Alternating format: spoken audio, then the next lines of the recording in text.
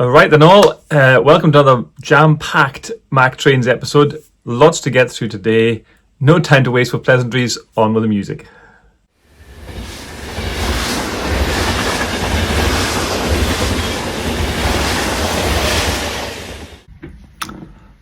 First up, birthday time. It is the second birthday for the channel. YouTube recently gave me a notification that it's now 2 years since I started all this, so huge thanks to everyone for helping out, for giving advice, for commenting, and of course for watching. I started MacTrains with no ambition, and I still don't really have any great ambition for it, but nonetheless, here we are 2 years later. I started it to vent off some of my frustrations over what I felt was quite unfair criticism of Hornby's newly announced scale TT120. None of it was out. I had no idea if I would ever get any of it, get into it. My only prior experience of model railways was 00. But that's what started the channel, and somehow I'm still here. Enough of you are kind enough to keep watching and subscribing and commenting. Sincere thanks for that. Speaking of which, the number of subscribers is actually now close to 900. 880 I think last time I checked. So I'm going to try and combine for the second birthday for the channel with hopefully what'll become a 900 subscribers giveaway. If we get to 900, I'll do another giveaway. More details on that coming up, but just 2 years since the channel started. Still here. Thank you. The next big thing is new layout coming, hopefully. I suppose I sort of dipped my toe into the waters of TT120 at the start by doing what was really a little more than an extended diorama. It was a very limited station layout, just 4 foot long. That then morphed into the idea of, I could make 4 matching modules, but it wasn't designed that way. So there's the original station layout, there's a purely scenic one, there's a more industrial shunting module, and then there's a fiddle yard, that's a non-scenic one. So I've got these 4 modules at present. Now, the truth is, I find them a pest to set up. And then another pest to take it apart. I also simply didn't build them well enough, wisely enough, to make that kind of put up and take down simple and easy for myself. I wasn't skilled enough, I wasn't sensible enough to do more research and digging.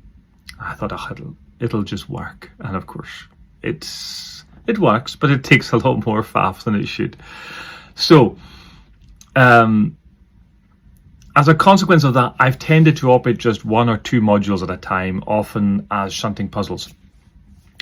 But now that I have more than the 08,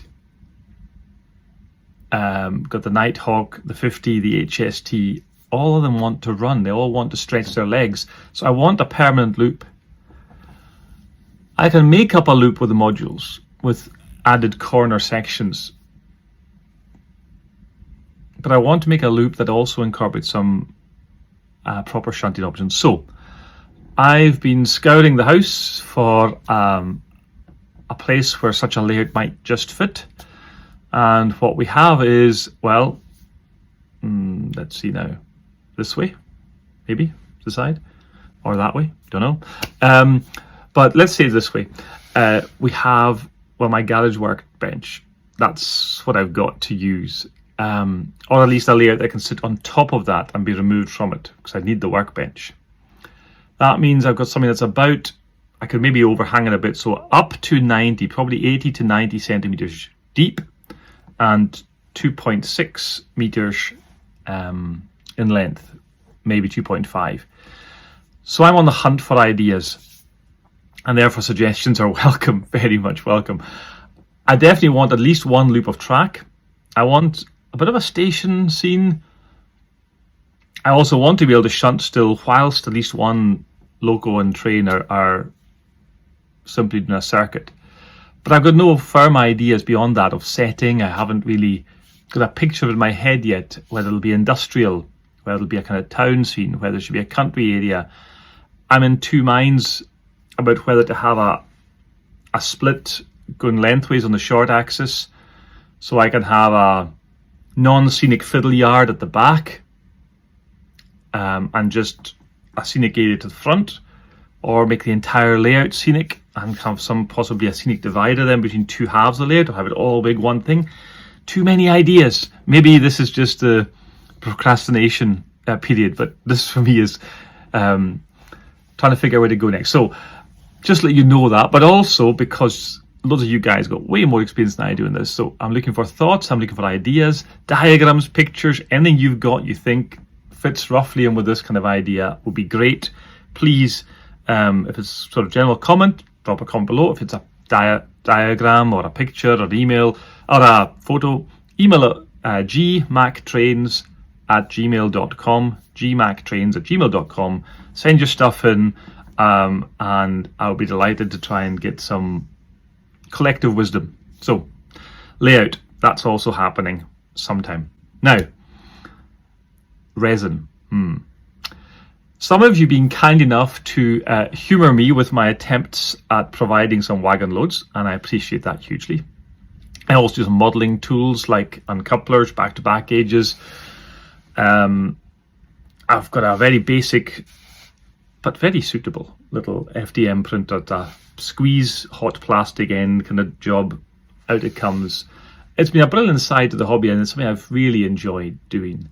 And I've enjoyed it so much that I've been hankering, as you do, after a bit more detail. And so I've been hankering after a resin 3D printer setup.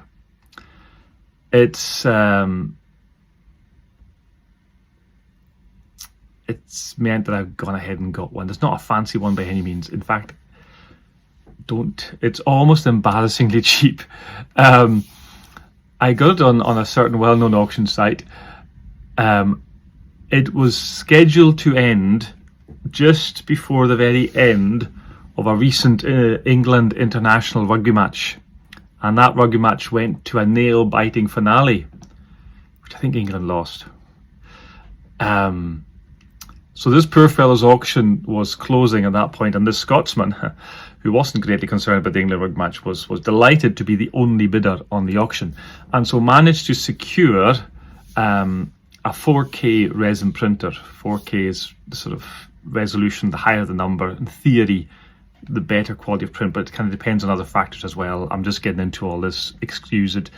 If for those who are interested, it's called an Anycubic Photon Mono 2. So I got that. Bundled with it on the auction was our Creality wash and cure station, which you also need to process the prints afterwards. And I got all of these things, perfect working condition, with a bit of resin, plus a few bit of tools and whatnots, for the princely sum of £50. Now, that is, as I say, I actually felt quite bad for the seller. It was so cheap. Not so bad as to offer more. I am Scottish after all, but you know. So I'm very much hoping to be able to add to my 3D printed offerings. More on that, no doubt, will follow in different ways. So that reminds me, I was going to talk about the giveaway as well. It's a bit scatty today, sorry about that, but we're getting there. So if I hit this 900 subs idea, we're about 20 short just now, so do subscribe. Then I'm going to pick someone at random who's a subscriber, who's maybe probably more likely someone who's commented a fair bit on the videos. I think that's only fair. But, so stick a comment below. The winner will get £10 value worth of my existing MacTrains 3D printed products and a Pico signal kit.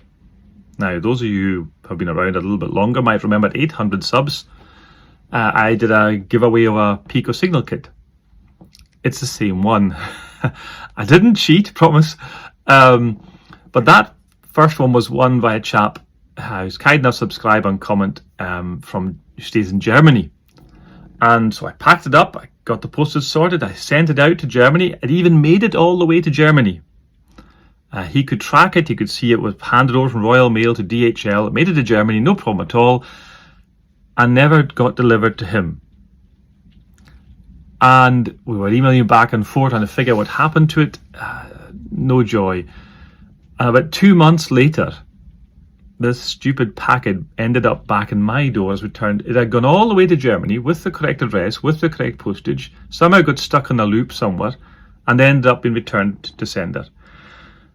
So the winner decided he'd already bought another one by then, and didn't want me to send it back out to him because the same thing could happen again. So apologies to him, but that means that there's this as a giveaway as well. So a nice Pico signal kit and £10 worth of your choice of the MacTrains existing catalogue of 3D prints.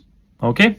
So because of that catastrophe, I am going to limit this to UK subscribers only. So I'm sorry to anyone outside the UK, but I just think it's sensible. I've not done much by way of postage outside, so I'm sticking to the UK for this one. But I think it should also be a runner-up. And the runner-up will also be chosen at random from the subscriber commenters, and that person will get £5 worth of products. Okay, so these two things, they're coming hopefully soon if we get to this 900. So a little bit of a move on to get to the 900. Now,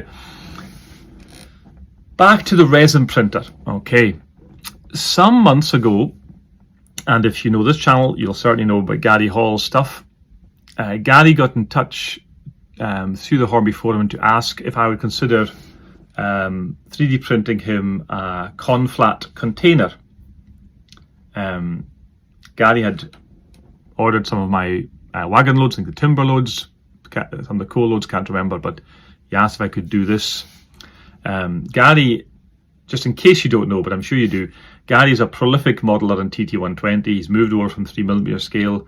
He had cut down a number of his 7-plank wagons, converted them into conflats, and was looking for a suitable container to serve as the load. So I kind of had a play around and designed a sort of non-specific but LNER style generic container over a few evenings using SketchUp.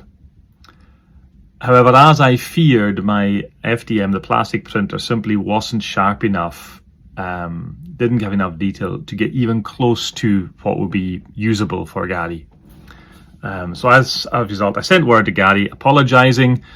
I posted the CAD online onto an online library of models for anyone else to download and print who had a suitable printer to manage it.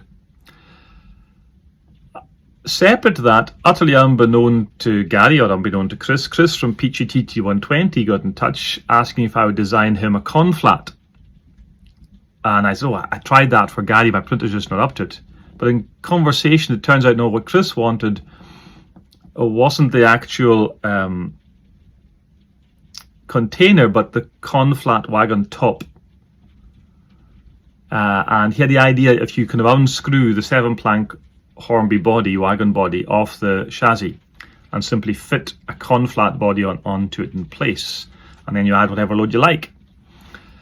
Well, by this point I'd ordered the resin printer, so I cranked up the old SketchUp once more and had a go at designing a fairly generic conflat base. Now, again, this way I think, but here you should see some CAD images for what I was up to and what I was trying to achieve.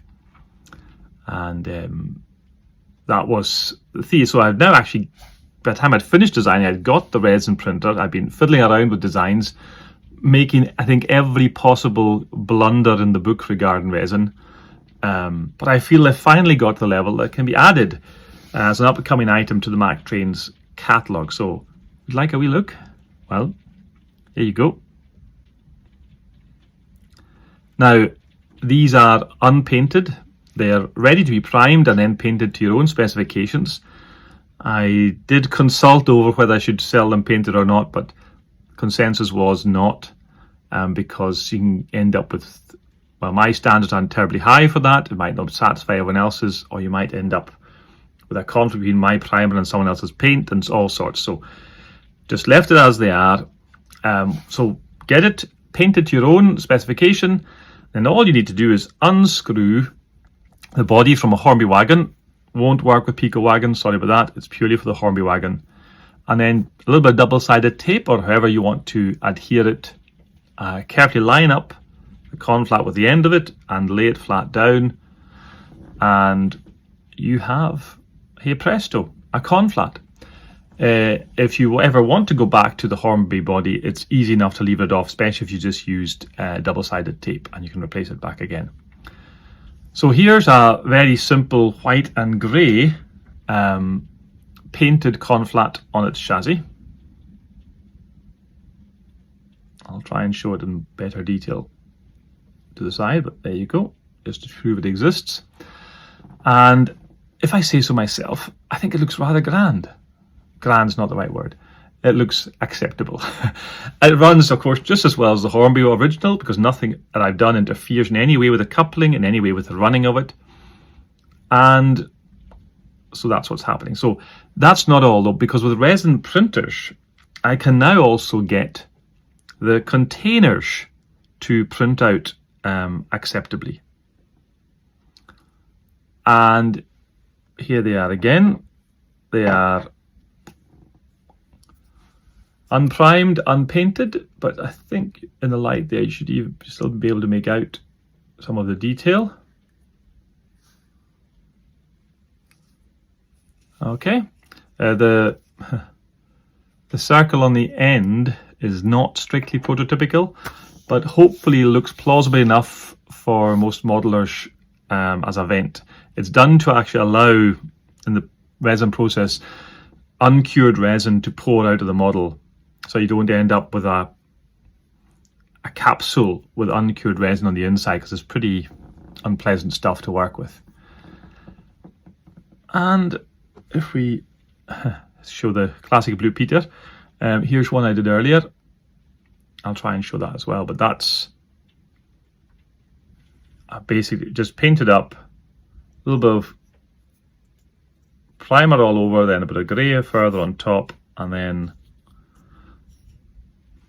there we go. So that on its chassis, I think doesn't look too shabby. And there we go.